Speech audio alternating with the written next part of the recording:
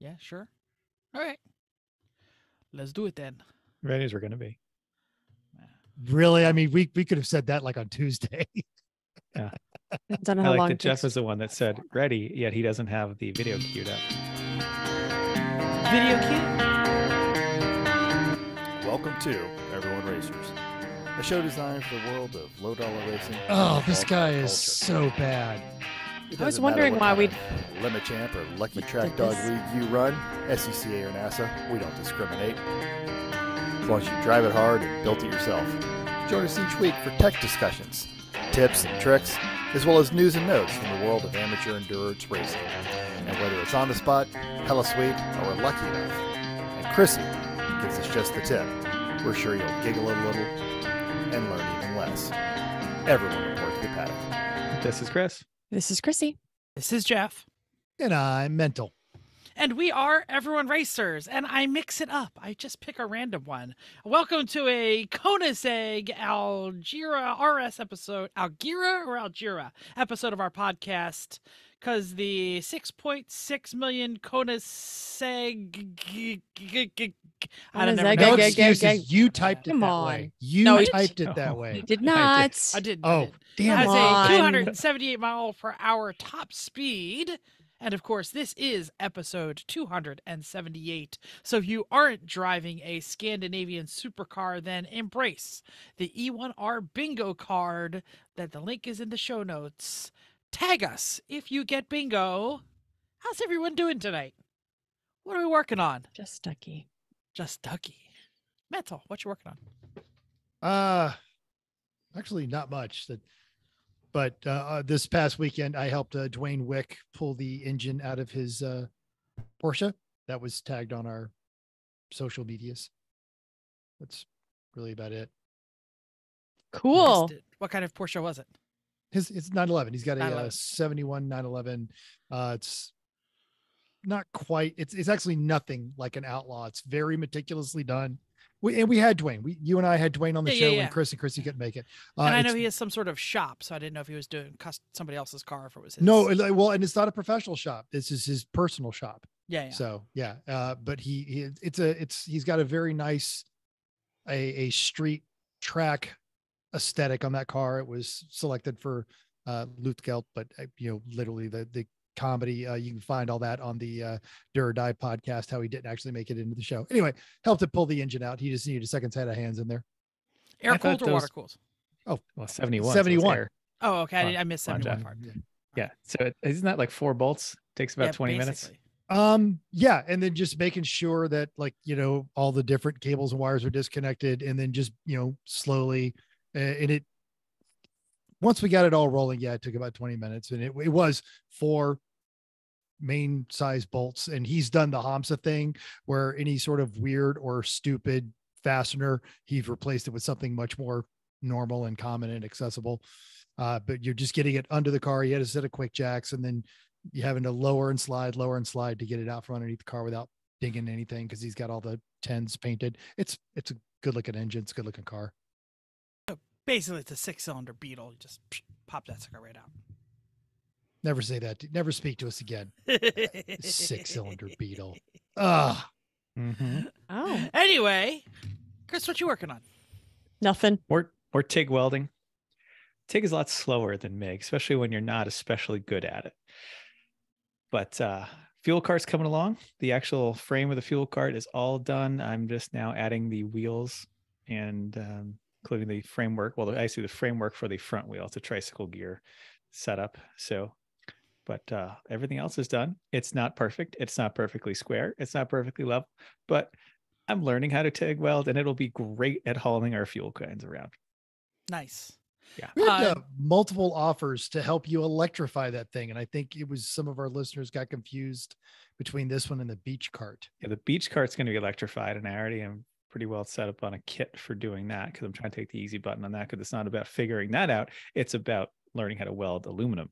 So yeah, but I've officially gone thank you, through a everyone. tank of argon. So I am going to get another one of those. And Just get the big one. well, buying the big tank's a lot more money than the Yeah, small yeah. tank for how often I'm really going to use this thing. That's true. Like right now I'm doing it Just almost using it every right day. now. Right. After Right. this, it's not going to be all that often.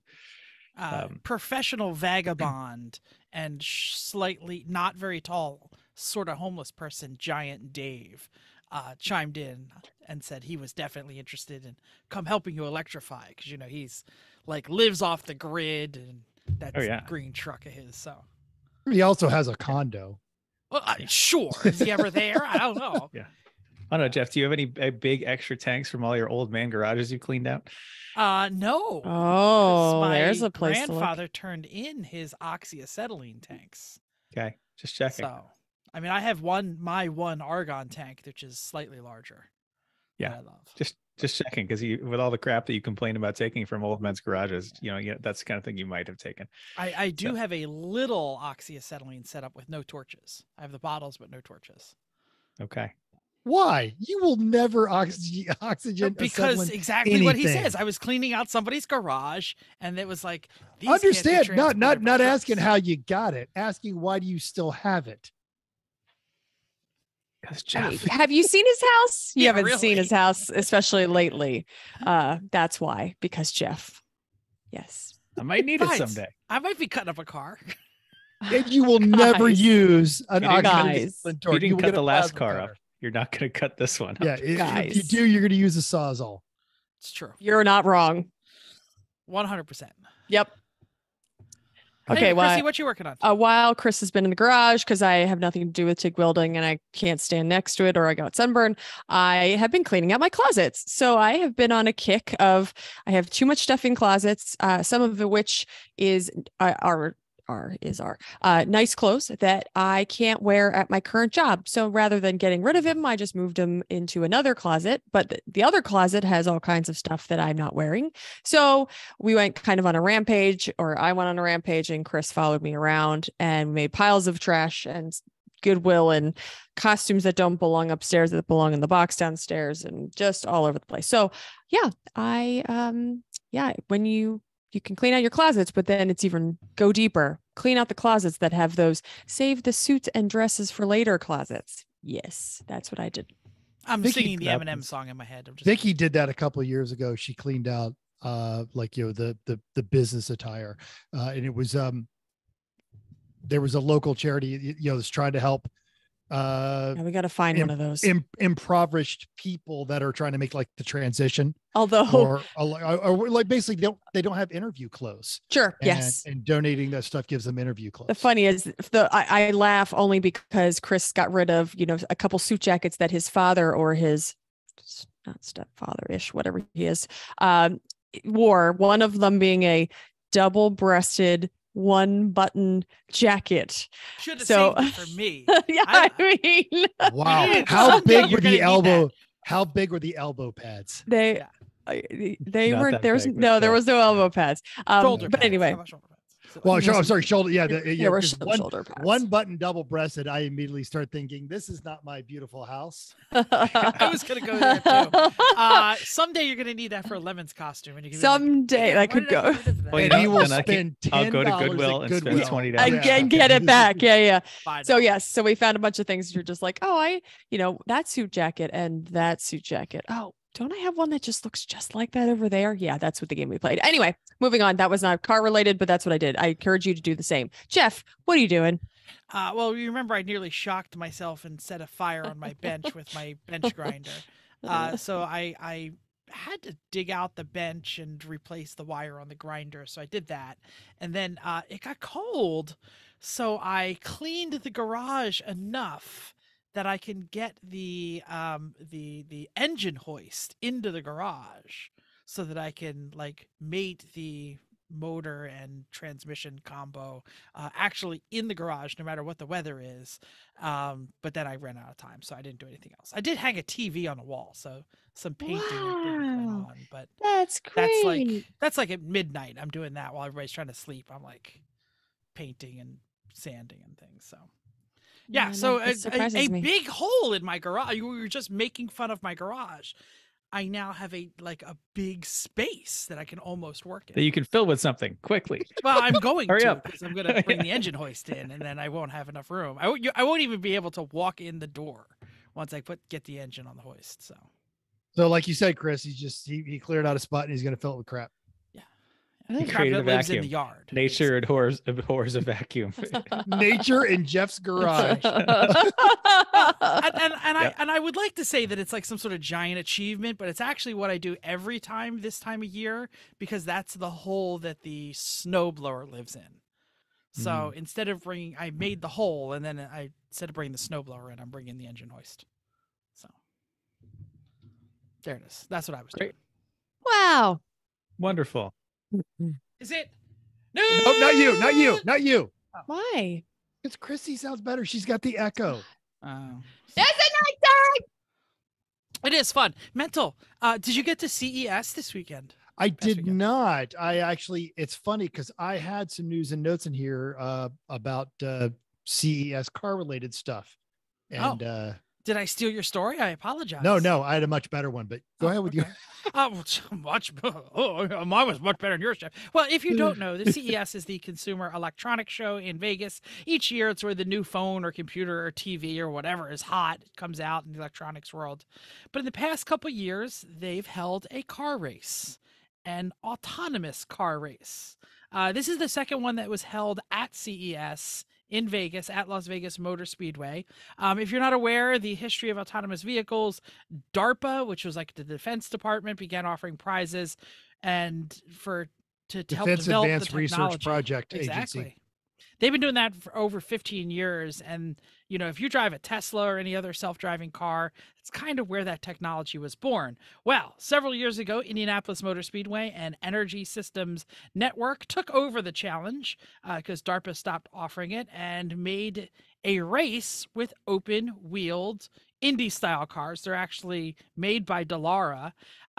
This year, 9 teams from 17 universities raced at Las Vegas Motor Speedway, and the winner was Polymove, a group from Politecnico di Milano, which is like basically the Milan Polytech, and the University of Alabama won the race and set an autonomous speed world record at 180 miles an hour on the oval at Las Vegas Speedway. 6 of the 9 teams made qualifying laps, and then they moved into a one-on-one passing exercise, kind of like you might do at a HPDE, where leader passes the passer, and then they switch places, and then the leader passes, and they just basically kept ratcheting up the speed until one car could not make the pass, and they went head-to-head in a bracket style. And yeah, 100, they made a pass an autonomous vehicle made a pass on the oval at 180 miles an hour past another autonomous vehicle. Nobody crashed. There were definitely some spins, some teams that got eliminated in some spins. The videos are all over the internet, but I figured we should go read about it. So I will post 2 different links. One talks all about the competition, and the other one talks about the win and has some video on it. Check it in the show notes. Yeah. These are like full size, full power Indy cars. I mean, maybe not current generation, but these are not these are not little things. These are not little skippies. These are big. Wow. Okay. Do you trust a robot to drive your car after you heard Jeff's story right there? Right. I mean, yeah, they go 180. Sure, why not? I guess I don't so. know. Well, some of them spun too. Well, how about trusting a robot to get you out of a speeding ticket? Mehul Rubin at You have my firstpost.com. attention. Right. Tells us Right, that the future is here. Mr. I get tickets. Yes, Yep. go ahead. Do Not Pay is a legal services chatbot that was originally built to contest parking tickets. But next month, the service will be arguing a real case in lower court under an accessibility law loophole. The defendant is going to be wearing a pair of AirPods. They will be told everything that needs to be said, and they just need to repeat what they hear. The founder of the 2015 company is doubling down. Because programs or AI bots can't argue a case really any in the world because of legal technicalities, Do Not Pay is offering $1 million for a lawyer to act as a proxy and argue a case in front of the U.S. Supreme Court. Right now, Do Not Pay's program costs just $36 a year, could offer a very friendly out-of-pocket option Sign for those Jeff who don't want up. to put up a fight or who are the last in their class at law school. Really more than just parrot prompting for the speeding ticket case. The program performs data crunching in precedent cases to prepare the individual's defense and even can respond to questions raised in court. So knowing how highly unusual this is, Do Not Pay is ready to take on the burden of punishment if the AI's device doesn't help and will pay the speeding ticket. Yeah, Okay. but are they going to pay your contempt of court go sleep in the jail for like a weekend? Why would you have contempt of court? If you're cooperating. The accessibility line that is a very lawyerly loophole. That It is. very Yeah, I was actually, I got turned on to this listening to a podcast on the way to work.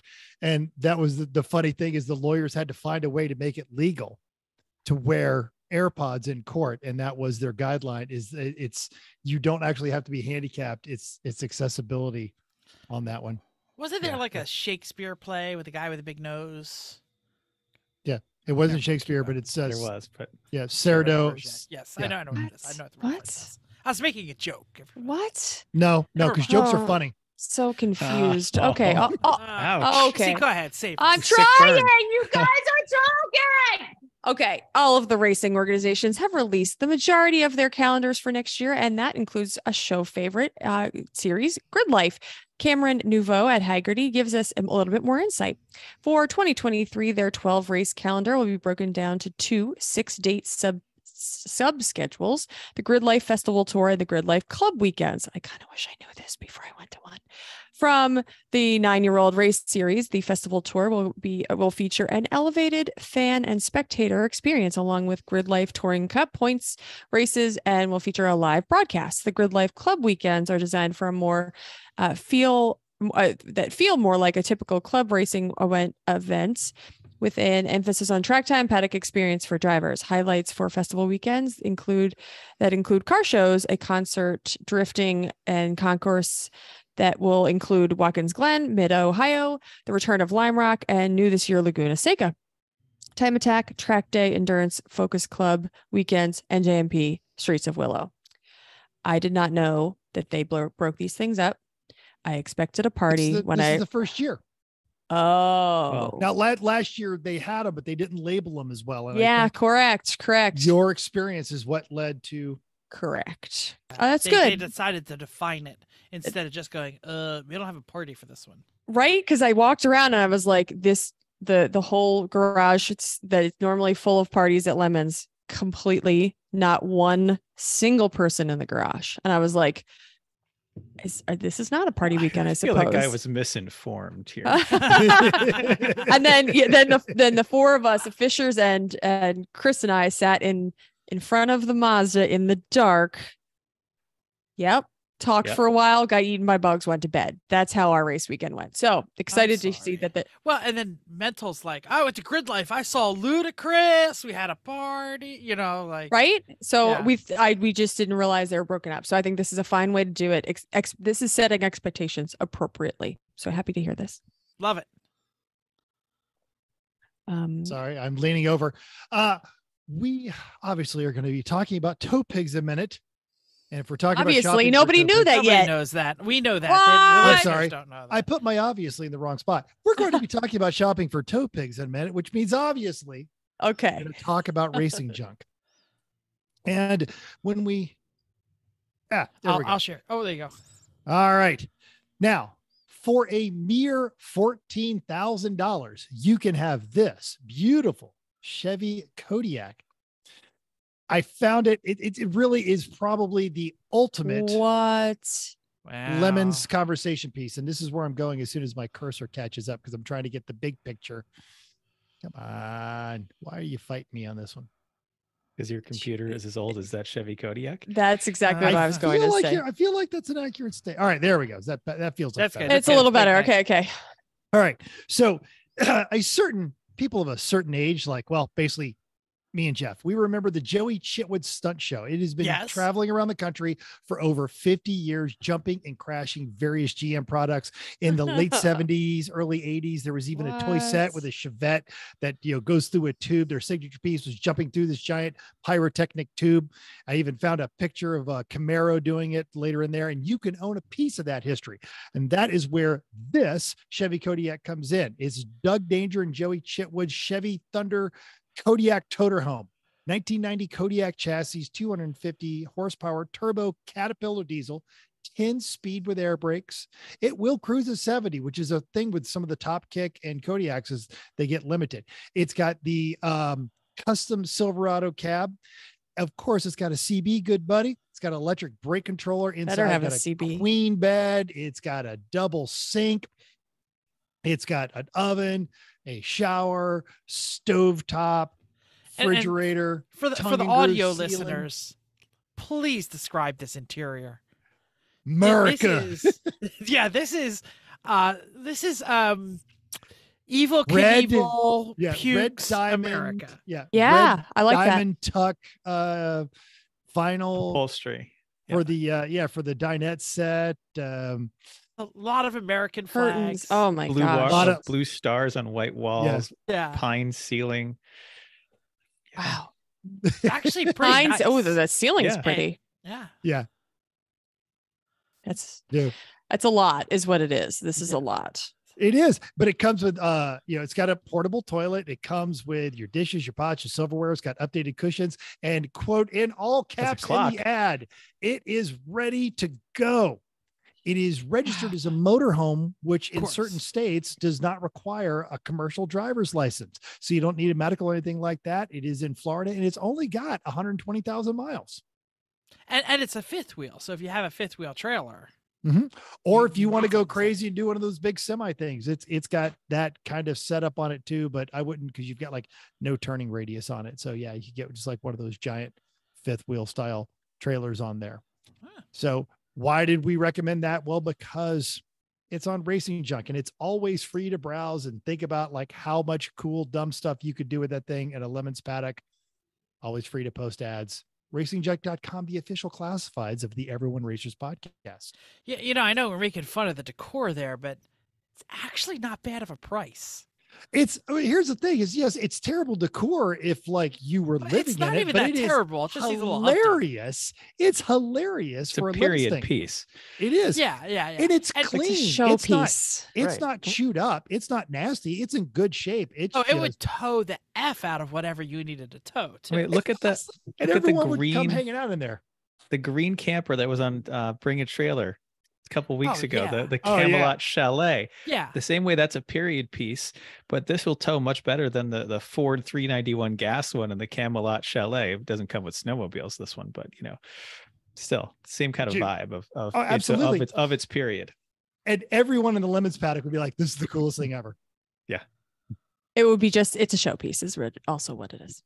The showpiece you can actually tow with. A listener feedback time. On the YouTubes. Slowbolt? I Yeah, hope I the pronounced that right. Cobalt racing team. Got it. Slowbolt said, "Great video." This is in response to our like how Last to week. get started in driving one, or things I wish I could have told my younger self.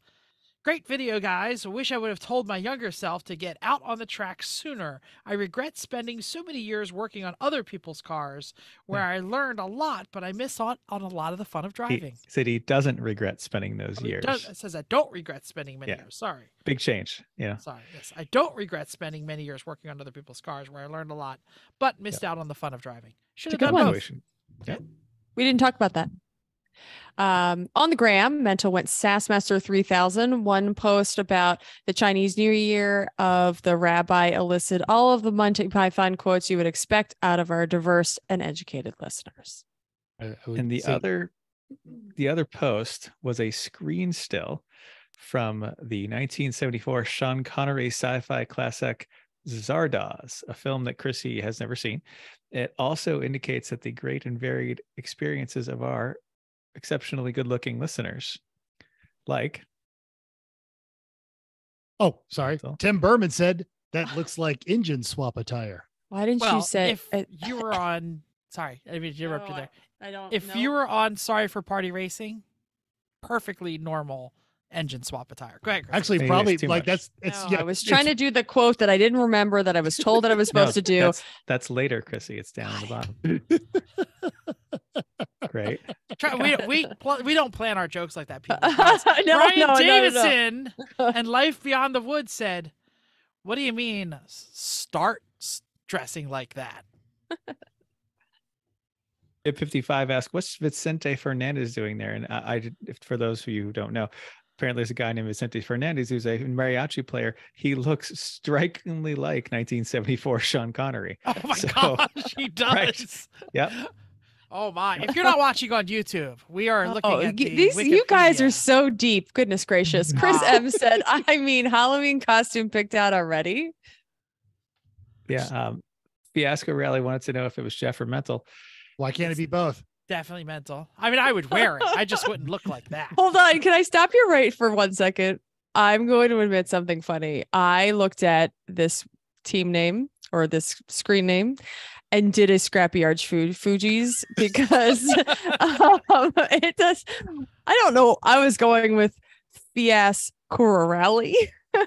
I was trying to pull it apart in a different way. So I just had to just admit that I pulled a Scrapyard Fuji's in my head and I did not tell you.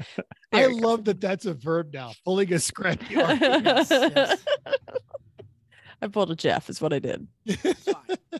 11% Racing added, we know you browse the GRM meme thread, which yes, and I encourage everyone listening to do so. It's again, the opposite of doom scrolling. It'll just make you chuckle all day. Mm-hmm. I'm supposed to cough. Hey, Mental, Zardoz takes place in 2020-93. Check your memes. 2293. 22. What did I say? Show 2020-93.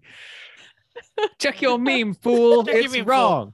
That's it. This didn't go very this, well. This is all from the please stop hot linking pics thread. No, there's a meme one too, separately from the hot linking pics. Hot linking pics thread has been going on for like 15 years, hasn't it? Oh yeah. Oh yeah. Yep. All because one guy said, "Hey guys, stop hot licking pics. That's not cool because it uses someone's bandwidth." Then everyone's like, "Okay." Hot link pic. I haven't really hung out in the GRM forum in a very long time. Chris is there 95% of the time. That was my crack. Chris was there 2 days ago trying to buy parts to a Lotus 7. That Good somebody for him. Lotus Wait, 7. what? It was local. It was local. What just happened here? I'm so excited to hear this. Oh my gosh. It's not main topic time. Because you know what? Because you know whose jokes never really go as poorly as the set we just had? You know who saw Zardoz when it came out in the theaters? I don't think she did. I'm not touching that.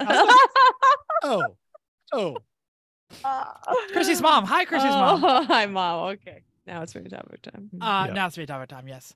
Yeah, there you go. All right. Just to show how old I am and when I was last really hot on GRM's forums. I was also hot on DSM forums at the same time, so that's how old that is. Shows your age. Main topic time. already Toe said that. pigs. Pick one Who's out. gonna start up? Mental's talked- idea. So, Right. yeah. We've talked about trailer loading. We've talked about trailer upgrades. We've talked about how to tow a trailer, what some of the terms mean. But now that the used car and the new car markets are starting to settle into somewhat normal, some of you might be looking to upgrade or even purchase your first tow pig. And if we do this right, which so far we have not, we'll be here to help. So we're going to talk about just some considerations. If you're like me, when you go shopping, you're like, what's the cheapest thing that I can get the most from? And particularly with a tow vehicle, that is probably a terrible approach. So we'll give you a couple of starting points, some terms, some things to think about. And if you've got some advice for any of our listeners about purchasing a tow pig or some evaluations or considerations, absolutely get a hold of us down there in the doodly doo. Get a hold of us on any of our social medias. Let us know. Someday, after Mental's had a couple beers, ask him to tell you the story about towing home a BMW 6 Series with a first-generation Hyundai Santa Fe on a utility trailer with single axle. That's a good story. From Totally Michigan fine. to Oklahoma. Yep. Oh my Safe. God! I didn't realize you did it that far. Totally safe. Yeah. Totally All right. safe. Let's go some basic terms. Okay. You're going to do need it. to know. Gross vehicle weight rating, GVWR. This is the maximum allowable weight of the vehicle when fully loaded, including everything. If it's on the tires, it counts in this, is what it comes down to. You drive Including it up, your fat ass in the driver's your seat. the fuel, your beer cooler, whatever, everything in it, it counts in the GVWR. All right. Next one, gross combined weight rating. This is everything on the tow vehicle's tires and on the trailer's tires. So it's the combined weight of the whole combination. Yeah, when it's fully loaded. This is not the tow capacity. This is the whole rig together the capacity. truck and the trailer and the your cargo gear, and your fat ass and your beer and your cooler. fuel. Got it. Yep, you name it. Okay. Gross vehicle weight. This is the actual weight of the vehicle at any given time, including all the fluids, passengers, cargo, accessories. Varies greatly. Tongue weight. That's how much weight from the trailer is on the hitch of the truck. Whether it's a fifth wheel or a gooseneck or a bumper pull, that's how much is on there. Cargo weight capacity is how much cargo the vehicle can carry from completely empty. So it's basically the gross vehicle weight rating less the gross vehicle weight. Like how much does it weigh? How much is it rated for? That's your cargo capacity. We need to know these things. I would like That's a to lot of object. Go ahead. Yes, me and Jeff for the sake that no one told us to be math. There's only a little math, Truth. small math, addition, And all subtraction. all You these can do it. letters sound the same. Why didn't they call Yeah. them something different? Yeah. Well, there are a lot of them are gross. I mean, that's sure, but that's not helpful when I need to know, is it the total weight or is it the not total weight? This is in the notes. I'm just concerned. Well, and that's a valid point right there, because you can get the gross vehicle weight rating on the door, but bear in mind it's averages that one passenger to 150 pounds.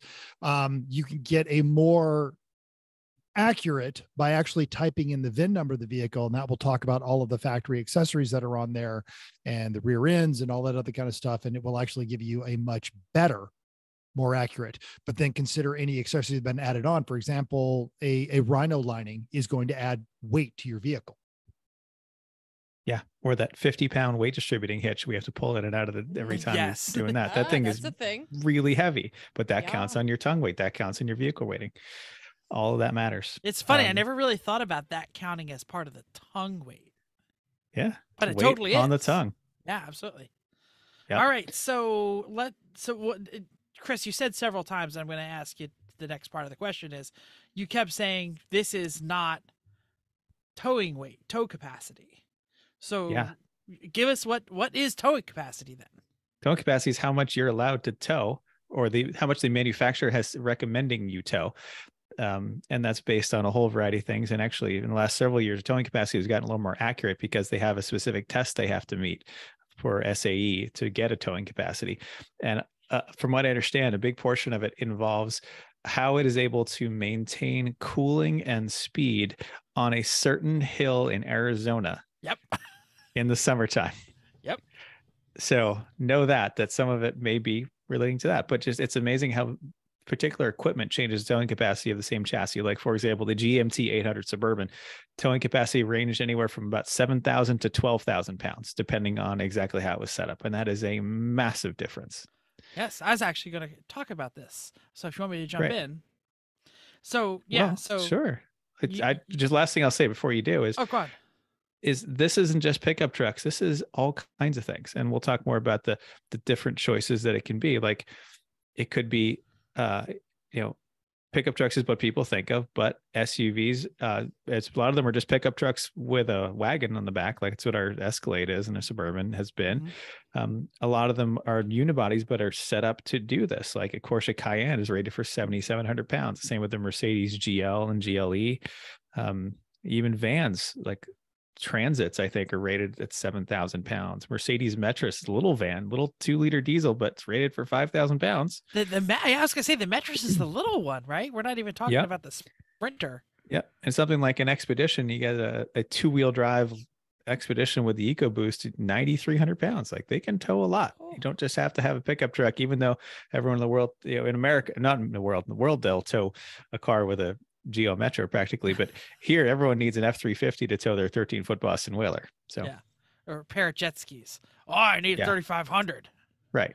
A dually. But RVs can be good tow vehicles though too. And I know Jeff, you and Mental have both towed significantly with your RVs. You guys want to, but one of them's a Class A, one of them's a Class C, so it's a different kind of experience. So you guys want to talk about what it's like to tow with RVs, and we'll just touch on that briefly now and move past it because not too many people have those. All right. Jeff, you go first. Sure. We have a Class A. It is a Ford with a V10, the old V10. It's a slightly older Class A. It's I don't even know who makes it. It's a Winnebago version. It's a Winnebago, like 33 or something like that. Yeah. It's a 33 Sightseer. Sightseer, exactly. Thank you. So it is a like high floor box, and it has a tow rating that I'm not really sure what it is, but I'm really sure I'm slightly over it every time I tow. It does not have a brake controller, but it does not need it because it way outweighs what I'm towing. But actually, it might have a brake controller. I just don't even have a clue where it does. It has that.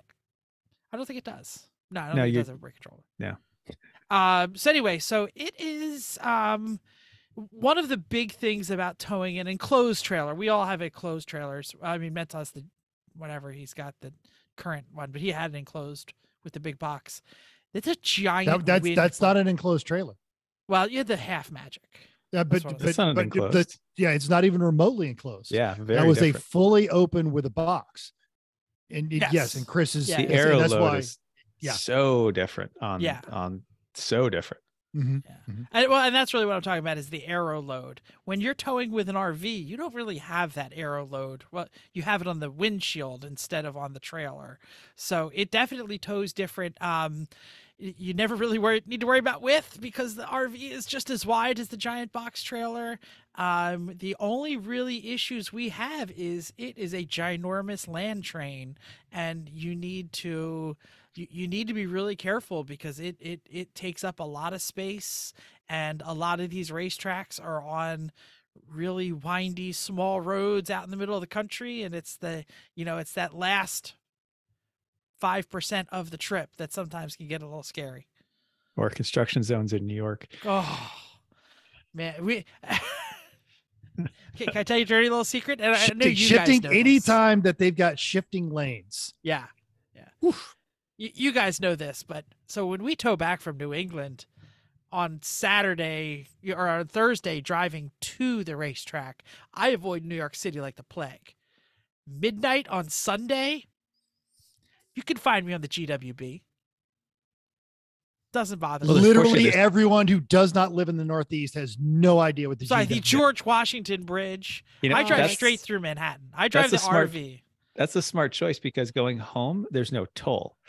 So and the toll on the GWB is way more expensive than the northern bridges. I think that my college loan is about the size of what it would cost. I agree. Yeah. Especially to take a trailer and an RV with a 2-axle it'd be $70 maybe. Easy. Maybe more. Yeah. And it is a 2-axle. It's dually in the rear, but 2-axle. And like I said, I have no idea what the rating is. I just looked it up, Jeff. It's 5,000 pounds. I was gonna say I would bet it's 5,000, and I'm probably a 75 to 8, probably. Yeah. Never had any trouble. Totally legit. Talk about your experience because your RV is definitely more normal. So mine's a Class C, which is it's a U-Haul box truck with a camper put on the back of it. Now I've got the wheelbase and I've never had to worry about that.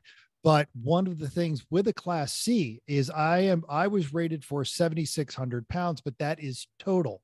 And I am 100% certain that I have exceeded it probably anytime I put a car on a trailer on the back of that, just because with the janky Half Magic trailer made of depleted uranium, the weight of the car, and then any gear carrying to and from in the back of there very quickly started exceeding that.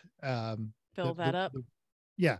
Now, luckily I never have to, cross any scales or anything like that because none of that from a legal standpoint doesn't matter. But in living in the South, unless I was headed up to New Jersey, it was usually towing across something flat, but you knew it was struggling and you knew it when you had to stop. So you don't do that because it was just stupid. But just don't stop. Just go around people. Yeah. Keep going. I don't ever want for brakes. I want for some smallness and stability sometimes. Yeah.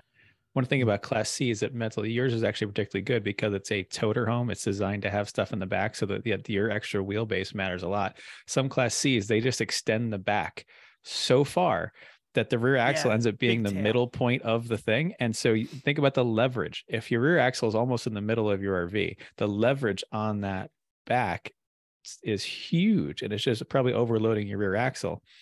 And with the Toterhomes, with the toy hauler setup, I have overloaded the back of it because I can tell with the responsiveness of the front end at speed.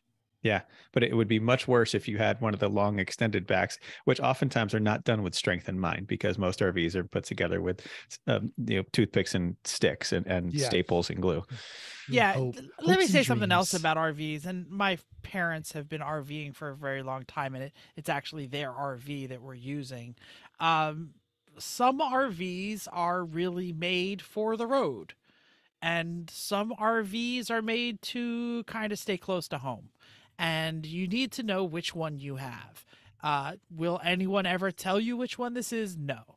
But the bargain basement RVs that that are going to fall apart. They're not made as well as some of the other kind.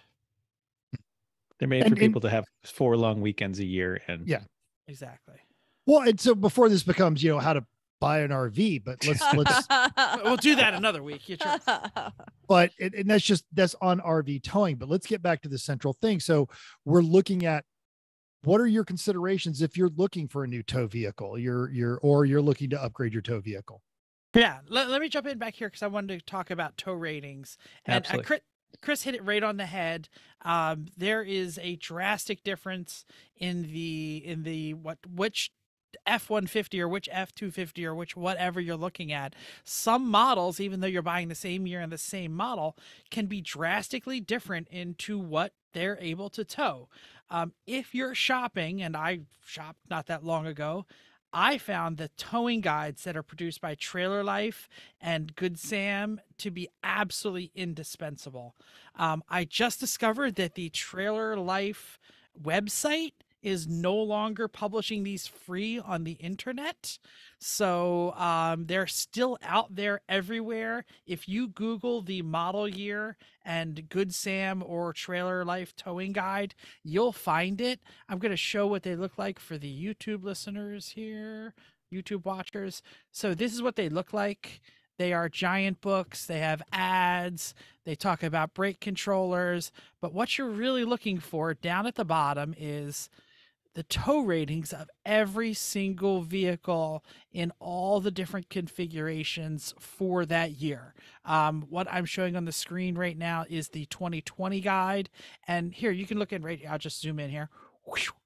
Oh, can y'all see that? Nice and big? Yep. So, I'm in the F-250 area, and you can see that the tow ratings are varying greatly.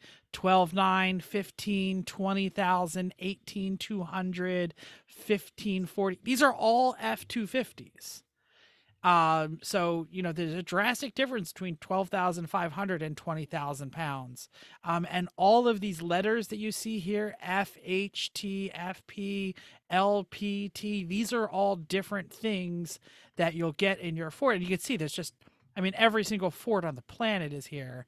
And when you get to the bottom, you'll see that all of these letters mean something, whether it's a fifth wheel, which transmission it has, which motor package it has, whether it has the towing package or the not towing package. So 2-wheel drive, 4-wheel drive, all of this matters.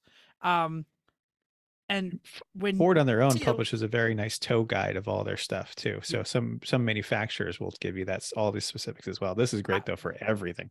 For everything, yeah. And I want to, because you're shopping, you want to cross shop, and you're going to want to go over to the Nissan page, then go over to the Toyota page, and then go to the Chevy page, or just look up what you're looking at. You're looking at something on the internet, and you're like, oh, it says max towing is blah blah blah blah blah, but max rating is if it is optioned 100% for max towing. So case in point, my 2012 Nissan Titan had a max tow rating of 9,400 pounds. That is the 2-wheel drive, crew cab, big tow package. The 4-wheel drive crew cab is $9,300. The non-big tow could be $7,300 or $7,400, depending on the cab configuration and two-wheel drive or four-wheel drive. That's a big difference. 7,300 pounds or 9,300 pounds is a tremendous difference in the ability to tow. And that's literally just options apart. Same year, same make, same model, same body style. So that's why I think that trailer life thing is indispensable. And since I'm finding that some of them aren't produced anymore, I'll be saving all of them onto my shared drive in case the rest of them disappear. But they're all out there. Okay. Ready to move on? Yeah. Okay. So one thought that I have to this, there's a lot of letters and let's get to the theory. Let's take a step back and figure out, what do you need to use it for most? I think people are like, oh, I want a truck. I want the biggest one. You want the biggest truck. Do you need that? But let's take a thought process of, what are you going to be carrying most? And both of the trucks that we've had, we've kind of done the when are we going to use it? Why? And how much are we going to put in it? The thing that I'm getting at is that we usually stuff it full with stuff for the race.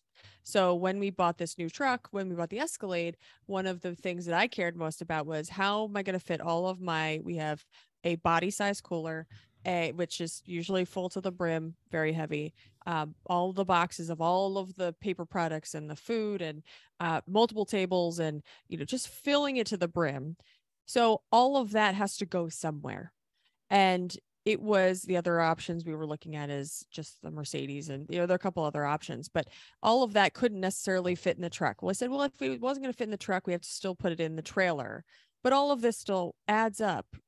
Those pounds still have to go somewhere. So you can get something that everything will fit in the truck, but then we couldn't hold anything in the trailer. So that's the kind of thought process that we were doing. Also, truck versus SUV.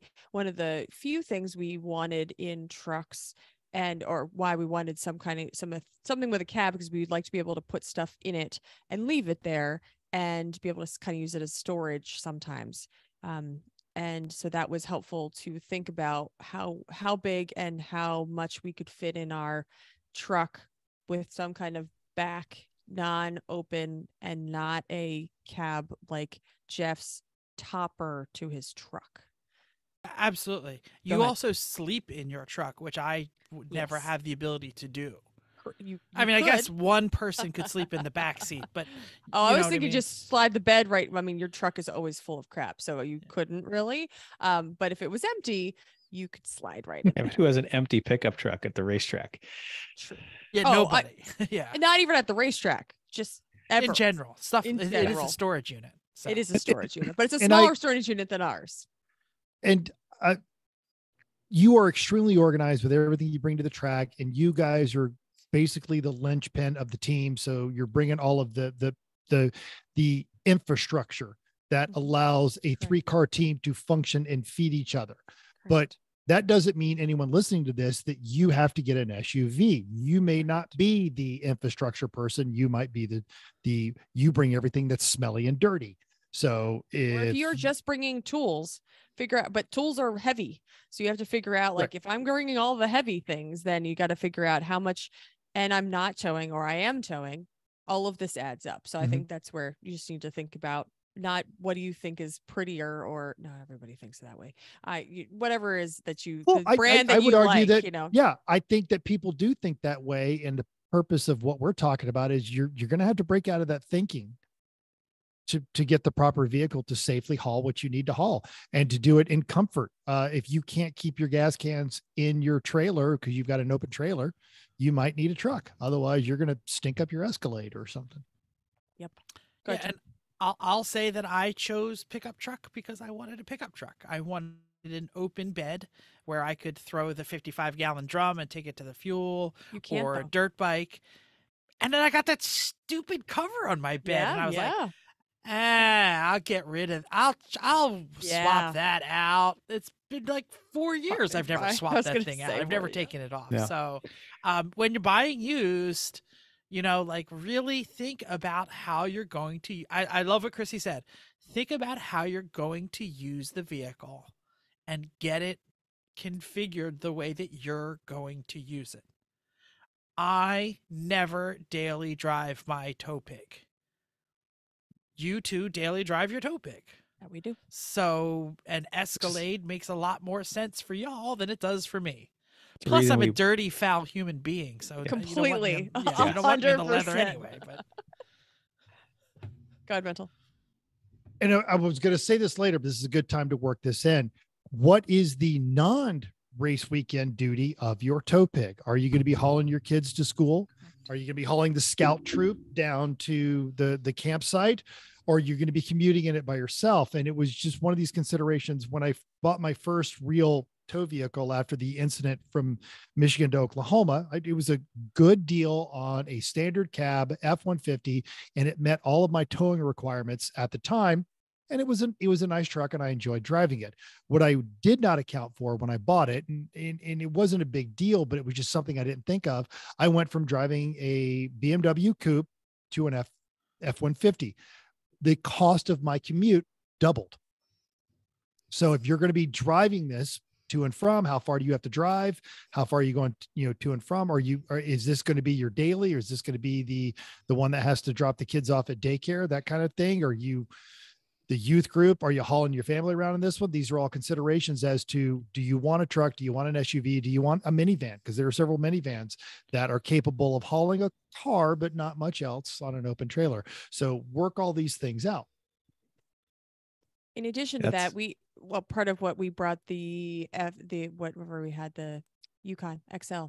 One thing that Chris had suggested that we did use it for is loading so much we could hold a piece of plywood, right? Yeah. When we bought it, we were doing a lot of work in the house. So fitting a 4x8 sheet in the back with the door closed, really handy to pick up building materials. Mm-hmm. Yep. yeah, I just need to leave my hatch open. And your gate down, and Just stick it out over the tailgate. Yeah. Unsafe. Okay, Chris, Yeah. we've not let you talk. Ah! Do you have ideas? No, sir? it's fine. Well, you guys have said all the things I was thinking about using. Like, we bought the Escalade because we wanted something that like we can kind of go through some of these things. Well, actually, let's do the stories at the end. Let's keep going with some of this other, and then figure out how the stories fit all these things, which is good. Sure. So, you're towing. We're talking about tow vehicles because you're towing a trailer, and your trailer makes a massive difference in what kind of tow vehicle you need. If Love you're this. like Mental said, if you're towing a Miata on a single axle aluminum trailer, you could probably get away with a minivan. Cool. All right.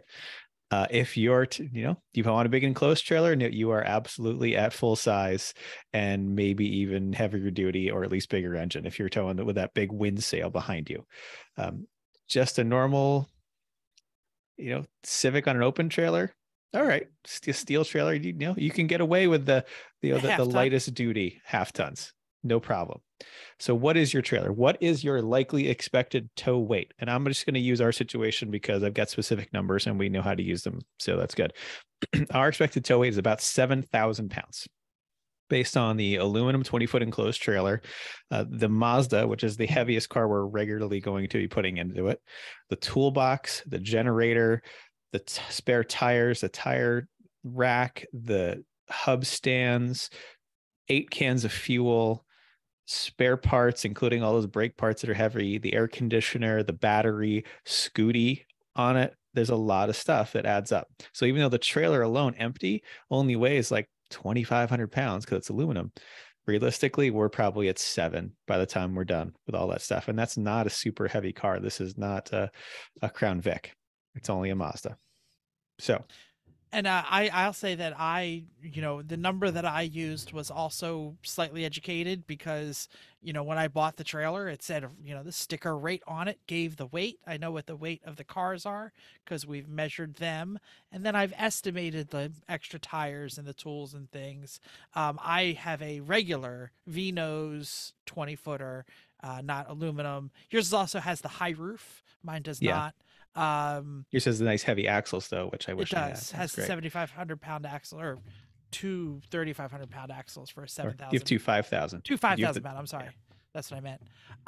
So I think I think I'm probably closer to 7,500 to 8 on a given weekend. Mental. Go ahead, Mental. And not to call out my co-host, I have actually done this. If you don't actually know, or you don't have a solid estimate, or even if you think you do, coming back or on your way to a weekend, stop at one of those giant Travel America truck stops that have the big cat scales and get these numbers for real. It should cost you about 30 to 40 bucks. Or if you have corner weighting scales, you can do it at home. I think you might exceed some of them, but yes. And do this. One of the mistakes I made when I bought the Janky Magic trailer is I weighed it while it was still attached to the Suburban, and I had the Suburban off the scale. But as I was texting my co-host and I said, "Hey, it only weighs this much," and Chris goes, "Did you leave it attached to the truck?" Yes. And he goes, "The truck is bearing part of the weight of that." So make sure there's not like 6 semis that need these kind of stuff for their next weigh station. But if you pull up there and there's not a line, pull up, disconnect your trailer. It's an investment more of time than money, but it will actually make all of this math easier when you have real numbers rather than estimated numbers, especially if you are considering basically dropping twice the price of my first house on a pre-owned tow vehicle. You're going to want these numbers to be right. Okay, Chris, you go first. And when you do so, it's a great advice, Mental. They usually have different sections of that, the scales. Put your tongue jack on one section of the scales and your axles on the other section of the scales, so you get a tongue weight rating while you're doing it. Great advice. Oh, that's smart. So let me say something here just about, because we're talking about shopping and we're talking about purchasing more than we're talking about how to measure and things, because we'll probably do that in another show. We talked about how to do tongue weight. Well, we did show. the how to set up your weight distributing hitch Exactly. that one show. So yeah. So I'm going to say that you shouldn't shop minimally. Mental and I already discussed slightly overloading our RVs, and RVs are giant vehicles with really big Wheelbase. Wheelbase, Yeah. Thank you. And we're both driving V10s in our RVs. I would never overload a 1500 or a smaller pickup for long distances. I made fun, like we literally joked about it in our RVs, but I would buy a truck combination that is more than I expect if I was shopping. And the reason I would do that is because you want some wiggle room. Maybe you get a heavier car. Maybe that jerk off is trying to sell a bathroom Rolls-Royce. counter. There's a bathroom counter tendency to fill the empty space, I've got all this extra towing capacity now. Yeah. I mean, sort of, but you don't. It's like Jeff's garage. There's a vacuum. Exactly. Nature abhors a vacuum. Nature abhors vacuum. But what I'll say is that you would rather have more towing capacity than less, because just like Chrissy talked about how much you put in your truck, just like Chris mentioned, the total capacity, all of those things are really, really important. And having more truck than less truck is helpful, especially if you're not daily driving it. It's just your tow pig. It's just your weekend car. Why not get a little extra? Yeah, if it's just Don't a go tow crazy. pig, there's almost no harm in doing that. It's when you have to have a compromise that it's a challenge. Exactly.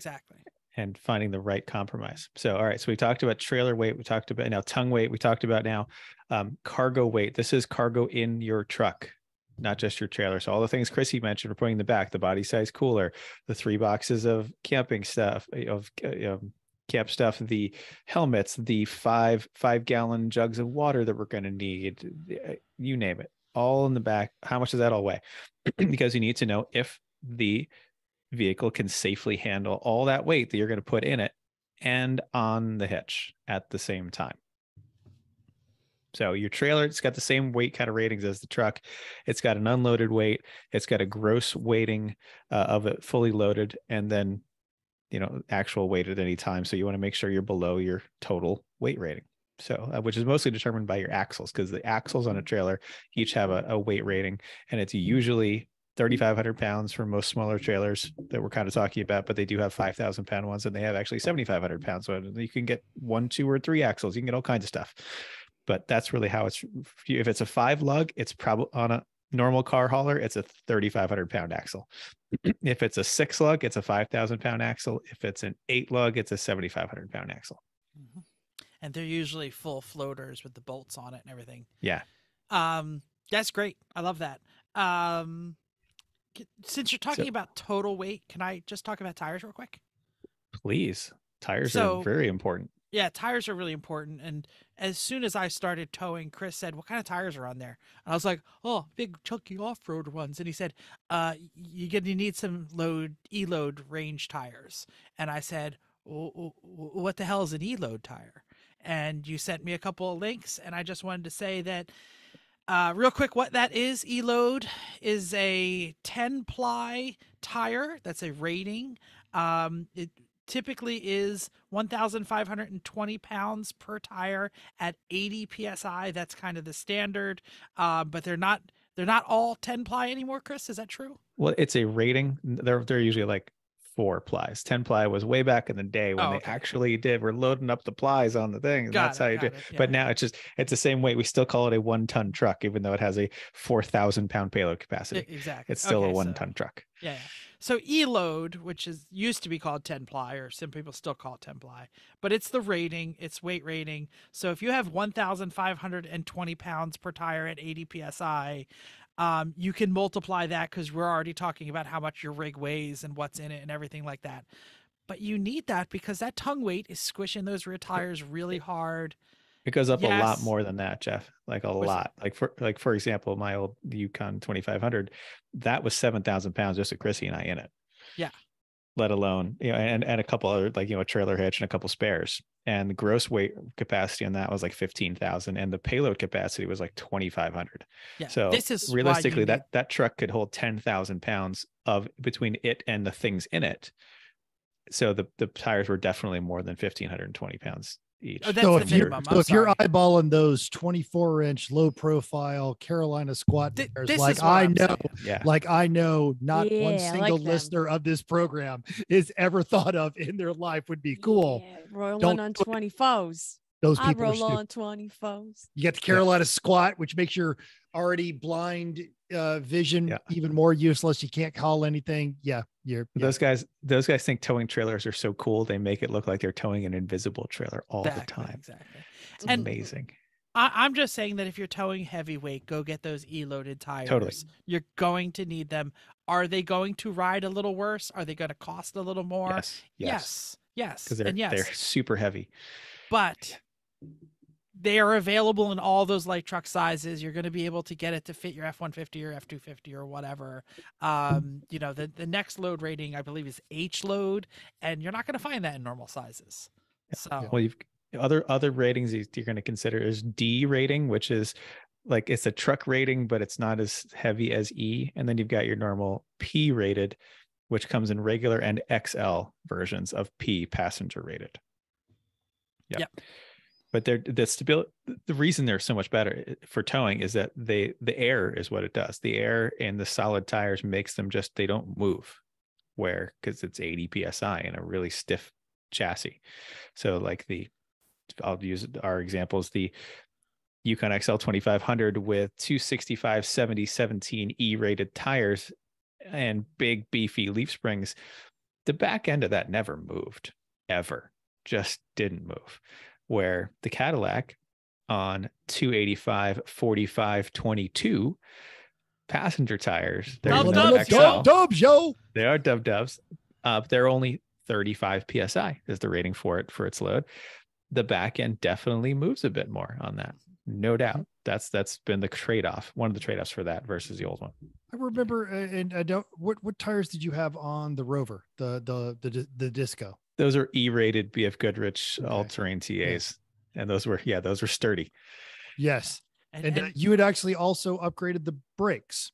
I had, but the pads, they were a kind of a towing pad. The towing pad, but the brakes on the Land Rover Discovery are basically the size you get in an F-250. They're enormous, so it had plenty of pads. But I wanted something that was going to hold up to the heat And that was a key thing, because you warned me this, and still every morning when I had to leave, if I had to leave for work before 5 a.m., there was a 4-way stop right down the street from my house that was usually exhausted. And I would always forget that you told me those pads need heat in them.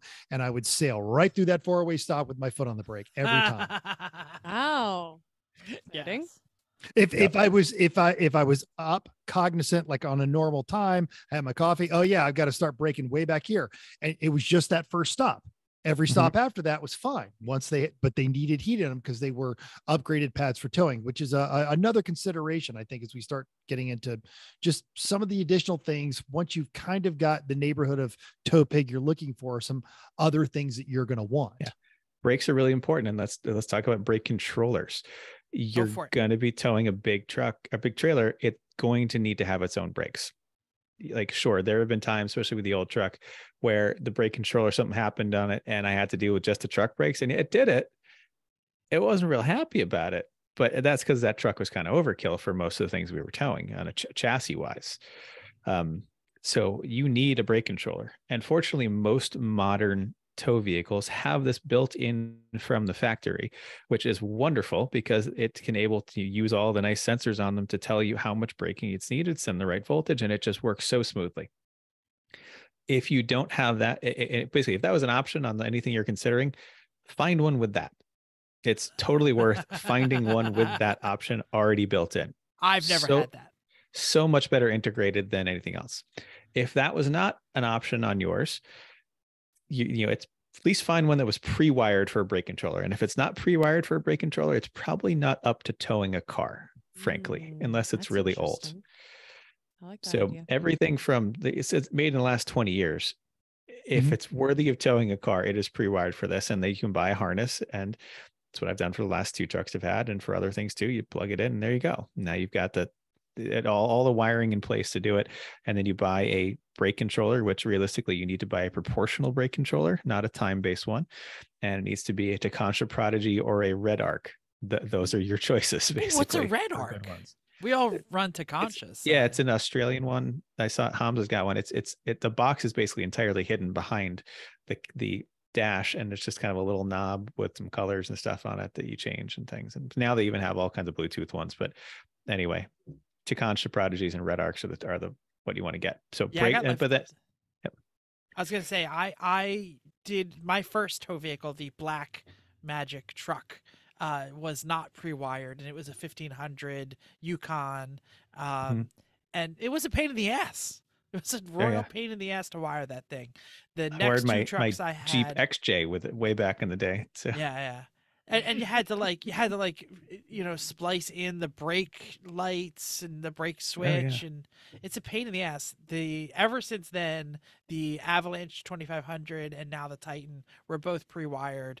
One literally already had a place to plug it in, just needed the pigtail, and the other one had a place under the hood, so you just had to get it there. Yep.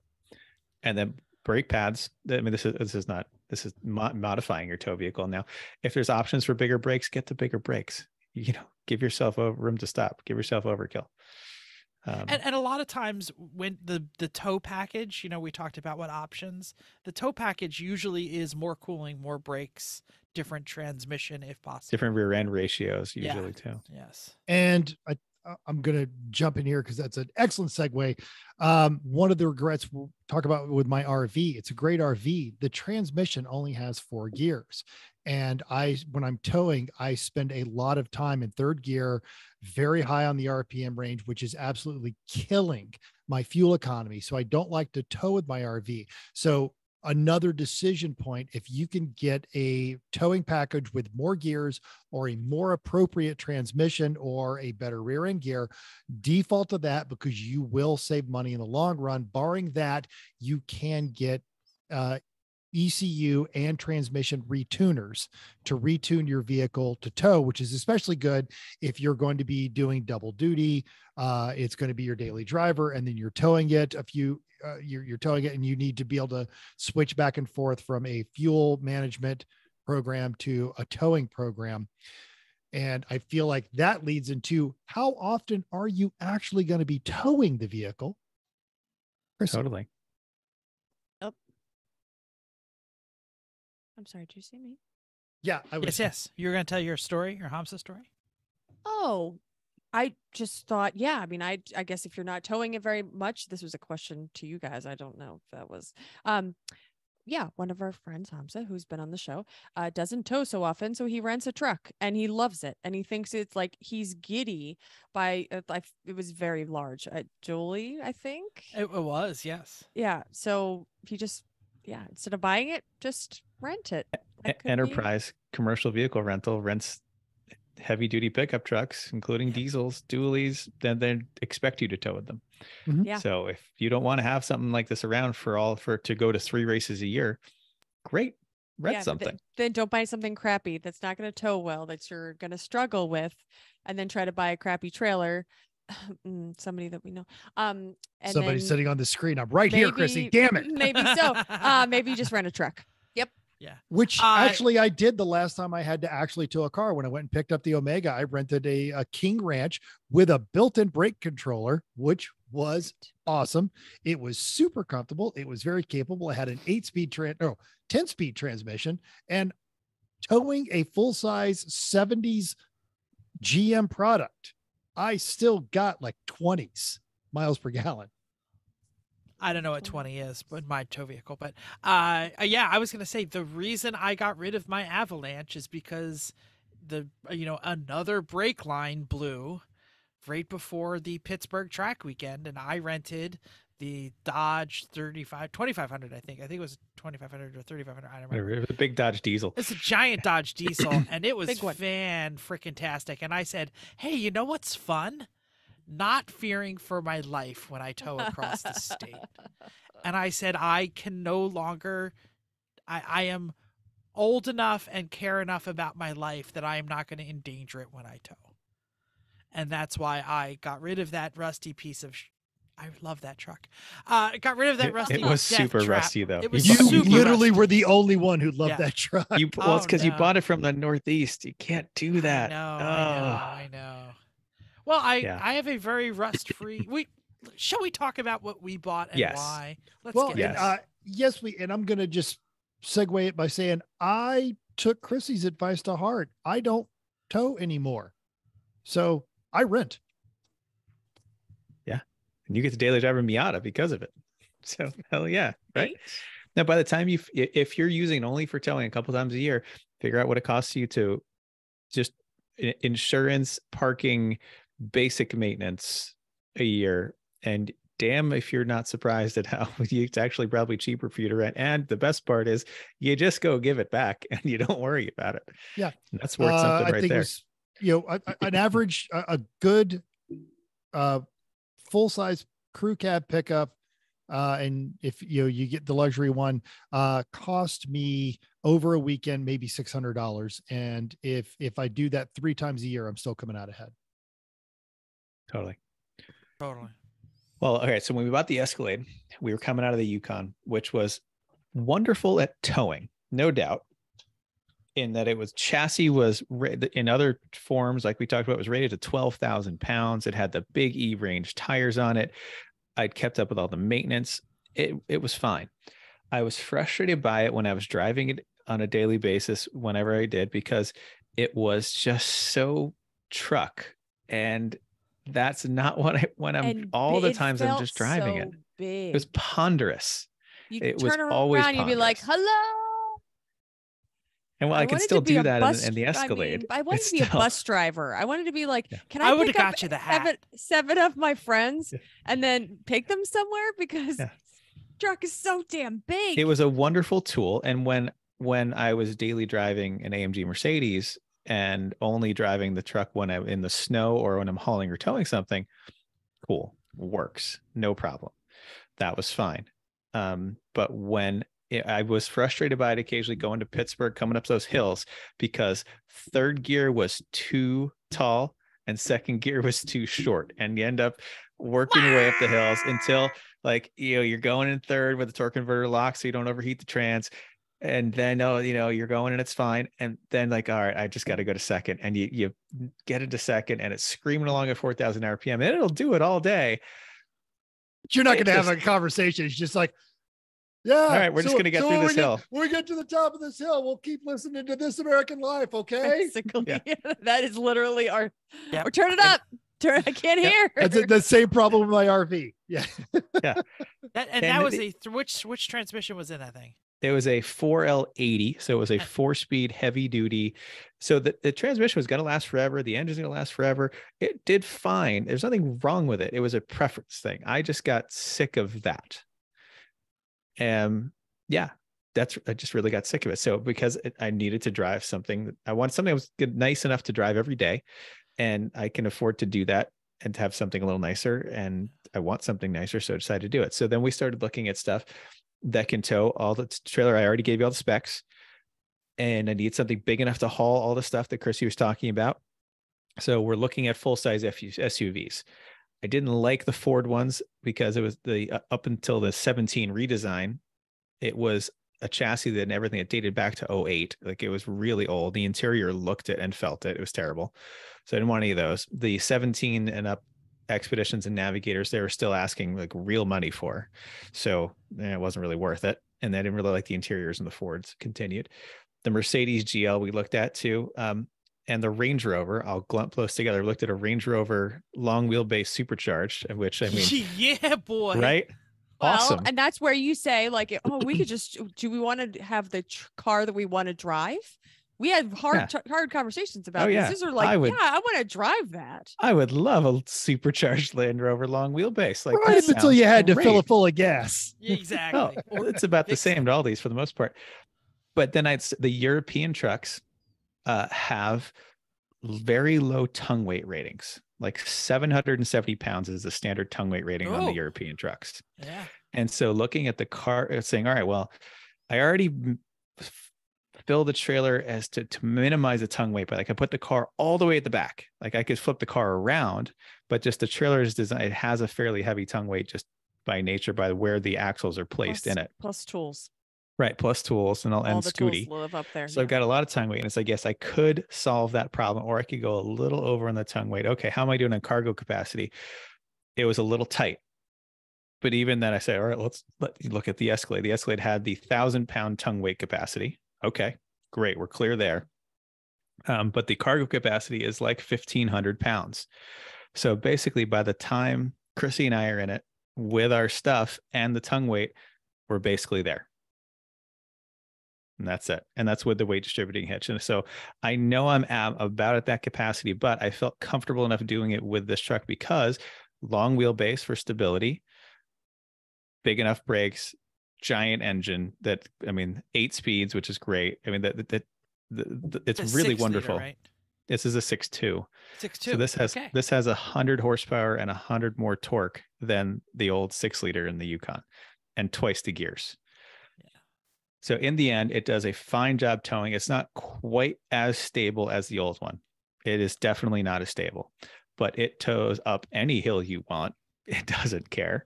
And quietly, it is quieter. It is comfortable and quiet, doing it with the ventilated seats. It is a lovely thing to drive when you're not towing. Really, I do not mind it one bit. It's wonderful on a daily driving. And my fuel economy has almost doubled between the two, which is kind of striking. The Yukon would get 13 completely empty, all highway, 11 on daily driving, and about 8 towing the trailer. The Escalade gets 22 reliably, repeatedly empty on the highway, which is amazing for a 420 horsepower, 7,000-pound brick. It gets 18 in my regular commute, and towing it gets 12 to 13. So huge difference in how it worked out. So much nicer on the interior. Like, that thing is it's beautiful. It really is. It's wonderful. Like, well, that's why I got it instead of the Chevy one. Well, first off, you can only get the big engine in the Chevy and the Cadillac and the Denali. And of the two, they're the same price. The interior in the Cadillac was so much nicer. It's like, why wouldn't I buy that one, even though it's blingy looking? I am just jealous of that. Just soft butter. It's beautiful. It really is. So that's how we used all these things we're talking about to come up with the right choice for here. Yes, I would rather have daily driven the Range Rover. You know, yes, a F-350 diesel would be a better tow vehicle, but for all of our uses, this was the right compromise for us. Jeff, let's hear your story. So I already mentioned that the Avalanche I was in was going to kill me. It was an Avalanche 2500 with the 8.4 liter Vortex. Big block. Big block. It got no gas. I think the gas mileage was started with a decimal point before it had a number. I think it was like 0.7. I don't know. I'm joking. And it was terrible to drive. It had a tow rating of like 12,750, and I loved the bed and I loved the midgate, and I really loved the design of the Avalanche, but it was just way too much truck. And I already mentioned that I'm probably like 7,508 on my tow. And I really wanted something that was a little smaller and a little better and a little more modern and not so rusty. And what I really wanted was a Tundra. The Tundras are great tow vehicles. Oh, and I wanted a pickup. I'd love a pickup bed. I do use it very frequently to pick things up. Boy Scout trips, all of those things. A bed just makes more sense to me than an SUV for my lifestyle. And so I was really looking at the Tundras, and they were so much money. Toyota Tundras were just out of hand. And actually, Chris said, have you checked out the Titan? And I took Chris's advice and I checked it out, and they are like a little smaller than the Avalanche and things, but just a much nicer interior. I did get an all leather interior, which I wanted because it's easy to clean. How many times have you cleaned it? Oh, a lot. I keep it pretty clean. Yeah, Well, just trust checking. me, when you many put ti- like how 12 many Boy Scouts in that That's thing, true. they're gonna spill some shit. Right. I was gonna say, Mr. Wakeman, I'm not feeling so Ah, Right? good. I was Yeah, gonna say, you had to throw him in It the bed. happened, Jaden. And I'm pretty Thanks, sure I Weather cleaned Tech. it out. Yeah. The other half of the times that you've cleaned it out. Yeah. Whenever you So- show up, I clean it. Yeah, so it is a 2012 Nissan Titan. It is white. It is the 4X off-road package with the big toe, and it is it's a great truck. I love it. It's a 4.6. I already mentioned it has 9,300 tow capacity, and it had all the options, and it was owned So by 5.6, Jeff. I'm pretty sure. 5.6. What did I say? 4.6. Oh, sorry, 5 points. It's not a Mustang. He's got 4.8 on the brain. Yeah. It's not a Mustang.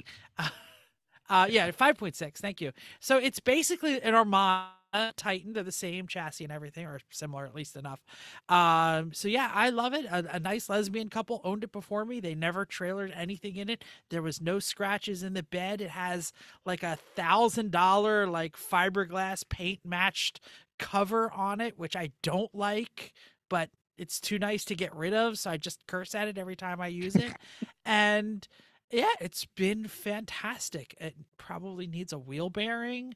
And the weakest part of the truck is because the big tow package comes with a gear set, a differential gear set that is high numerically, that it doesn't get great gas mileage driving around. And it accelerates pretty nice, but it doesn't get great gas mileage and can overheat the rear differential.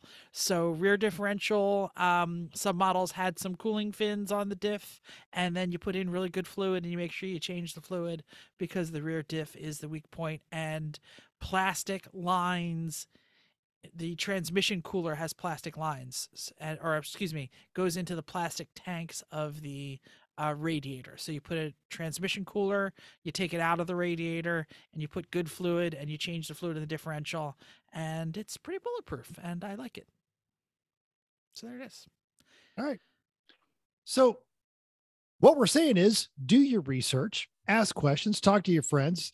There is a 90% chance, given the vast demographics of this show, that your tow vehicle is going to outlast your race car, probably more than one of them. We've got a lot of considerations. Don't be afraid to tell us what you tow with, why you chose it. Do you like it? Do you hate it? Do you want to get rid of it? Let us know. Maybe somebody else is looking for what you're trying to sell. There you go. Chris passed the Yukon off to a team. Give him a shout out, Chris. Yeah, CISO Racing's got Oh, it yeah. now. They're doing a great They job sent with us it. they sent us a social media message, Yeah. showed it parked next to the same generation Escalade. It's great. Yeah, and It's getting lots of love. It is. It's still Nice. towing Civic hatchbacks to racetracks. They're doing it. They're totally giving it love, and I think he's primarily using it as a tow vehicle. Like I said earlier, it is fantastic. If it's as a tool, it is absolutely wonderful. It's when I had to daily drive it that I said I'm gonna do a little better because I want to, not because I have to, because I want to. And all they had to do was change the radio station from NPR to the classic hip hop station. Yeah, pretty much. Rick Ross. Rick Ross. Yeah, Rick Ross is their theme currently. That's great. Yeah, absolutely. Is there anything else we want to say about tow vehicles before we move on to You our have final suggestions? segment? If you have Don't questions, really just don't be like young mental. Seriously.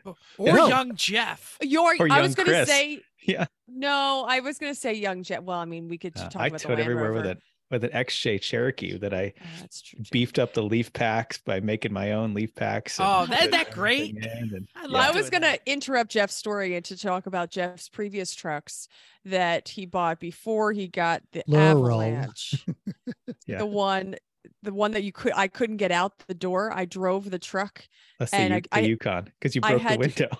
I had to get out the window, I think, and then I dumped Because the door lock was broken. I dumped Yes. 5 gallons of gas in the back of one Yes, of them. yes. So you've had some really trashy. The $75 Chevy, that was a good Yeah, one. you had some $75 really Chevy was bad great. ones. So I was never just- towed anything with that because No, but I was I talking got about. rid of it for fear of my life before Uh-huh. I actually had to put it in. The I was truck. just thinking about laughing to myself about some of your other trucks. So, Yukon there was you go. fine until the transmission was just. So not so as we often say, learn from us. Don't skimp on safety gear and don't skimp on your tow vehicle. Yeah. Yep. But if you have any All right. ideas, have any things that you think we forgot, let us know. That'd be interesting to hear if we are not thinking about something, or if you have a truck that you love and think it would towed really great. Tell us. Yeah. Okay. Just a Chrissy, tip! thank you. I was gonna say yell because I'm doing just a tip. I don't want to yell just a tip and then do Okay. just a tip. Just a tip. Prepare to Tell be us about- disappointed. Yes. Oh, I have a story for you all. You ready for wow. a story? We're ready. Gather Let's round, go. children. So gather around, children. I had to go. I mentioned earlier that I didn't go to campus. I went to one of the other campuses because I had a half-day retreat with all of my coworkers. And it's in this town called Hamilton, New Jersey, which is well known for its Mexican and Italian communities. Some of the greatest restaurants and the greatest food is in this town. And because they didn't plan right, it was a half day instead of a full day. And I had nothing on my calendar. So I said, I'm going to go home and I'm going to get my booster, my COVID booster, before all these kids show up and start coughing on me. But as my way out, I decided I'm going to stop at the Italian market and get myself some fantastic food and load up the refrigerator with some handmade gnocchi and some other things. And I was excited, and I was talking to Jen on the phone, and I was like, I was in the parking lot, and I jumped out to go shop, and I shopped for everything, and I came back outside, and the Veloster was not where I parked it. No. Oh no. The look of fear on my Duh. coworkers' faces. I left it in neutral, and I did not set the parking brake, and it rolled 25 feet. Oh my New Jersey, God. thank God, is flat. It hit Chris, nothing. It was literally blocking the parking lot, a busy parking lot, and people just kept driving around it. Nothing. Ow. Trying to drive here. Are Like, you who's this jerk off who put his little blue car in the middle of the goddamn parking lot? And I Oh. got there. I was so embarrassed. I was like, everybody was looking at me as I got in. I was like, guess Gotta I go. forgot to set the brake. And I jumped in and I turned it on. I drove the hell out and I thanked my lucky gosh darn stars that I didn't hit a parked car or a guardrail or roll Or down roll the into street. traffic. Or roll into traffic. You couldn't because there was kind of guardrails everywhere. Still. Still. And what if it picked up s- speed and went like it was in another? Oh my Yep. God. It like literally just rolled out of the parking spot right into the pathway.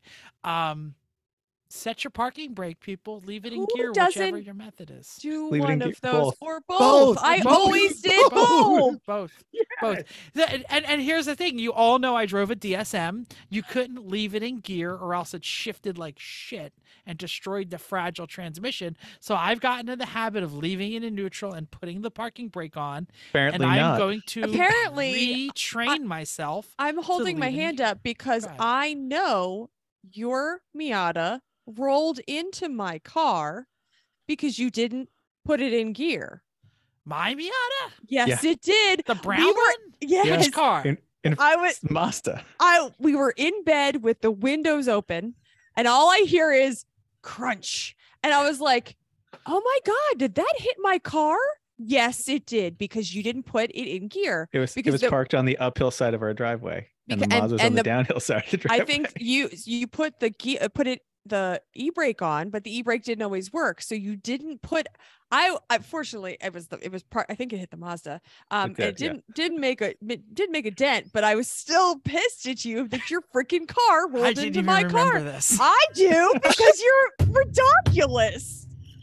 So I Right am a now. menace. Right now, Pantless Matt is in flooded California, shouting at his radio, going, I didn't put the first dent in the car. Jeff did, and I got scared and we got yelled at for it. No, When he I got didn't. T-boned on, or he got pushed at NJMP. He was so scared of Chrissy because he didn't want to be the first guy to wreck the Mazda 3, and it was Jeff the whole Well, time. I That am was a retraining dent. myself because I no longer drive a DSM to both leave in gear and set the brake. You haven't driven a DSM since I've known you. I know, but when you teach yourself, that's what you do. You met me with the DSM, didn't you? No, you had already gotten rid of it. No, because you onto met me in you were the Fairlawn. I didn't Protege get rid of 5. the DSM until. Oh, You I had the still Protege. had the DSM. Oh, well, I you just- never it drove wasn't at running that by point, at then. least. Yeah. I think he'd That already could've- moved through the Audi too. Then by then, yeah. Oh. Oh, good Lord. So there it is. Everyone out there, This is belt awful. and suspenders, leave it in gear, put on the brake. None of you drive stick daily anyway. I'm the only asshole still doing it. Oh, Mental does. That's right. He got the Miata. I forgot about the Miata. we're also just smarter to not do that. I do in the summer. Do both? You don't do both? Oh, what? No, No, we no, and I daily drive drive someone a with a stick stick. in the summer. You also put it in gear and or put the e-brake on every time. In the What garage, gear? even What's your preference? What gear? first. First. First. Mental first. Yeah, unless I'm Or reverse. downhill, I will go reverse. That's But what yes, I- it's, yeah, yeah. it's Always first. It will always be first for me. That's the way it was. So I'm going to retrain myself. Apparently you don't do There's it the well, just so the there's tip. that. Don't let your car roll into other people's cars. Holy crap. Holy shit balls. There it is. Wow. All right. Do we Okay. have is that a show? I think that's the show. Yeah, it It's a is. show and a half. Do we have any idea what we're doing next week? No, but in anticipation of our newest year, 2023, we have already reached out to our good friend Kathy McCaw's Fuss from Lucky Dog, and she has given us 2 contacts of guests that she would like to have come on the show. That's going to happen. Our man Mark from Racing Junk has got some guests that they're going to send our way. We've got Andy Didorowski's going to be on the show from the Detroit Bus Company, Detroit Nice. Student Racing Team. Rally Master Jeff is going to come on and talk about the rallies, and Alan Galbraith from the Lemons Concourse is going to come on the show. All these people have already agreed to it. It's too late. You said yes, so we're holding you to it. We're looking forward to having all those folks on there. And if you're interested in coming on the show, get a hold of us, because I'm about to have to take some time off from my lovely co-hosts. So a cover letter resume with your broadcast experience. I Get a think hold that's of more us. guests than we've ever had in like 3-4 months. So we're a little filled up on guests right now. But Yes. anyway, that sounds great. If you have any questions for all the people that Mental just mentioned, throw it into our social media. Hit us up with an email address. And as always, thank you for downloading us. We hope you enjoyed this week's edition of Everyone Racers. We also hope you'll join us in the world of driving, racing, and building, because everyone can be a racer, even you. If you enjoyed this podcast, subscribe, or if you're watching us on YouTube, hit us down there in the doodly-doo with a little commenty thing, because that helps the algorithm and then other people watch it. Press that like and subscribe Like button. and subscribe. Hit the thumb. Caress it. Touch it. push it. If you have any questions or show ideas, drop a comment on our Facebook page, Everyone Racers. Email us, everyone.racers@gmail.com. You can still text us, 484-243-0455. That is mental. Send them pictures of your junk. Instagram or Twitter, everyone.racers. YouTube, Facebook, Everyone Racers. Reddit, /E1R with all of those great pictures from Mental. He's the only one. I will try and post things on the thing on the /E1R. On Thanks the again, thing. and until next week, keep the shiny side up. Unless your car's just rolling around, then keep those wheels locked. Out of traffic. Oh, John.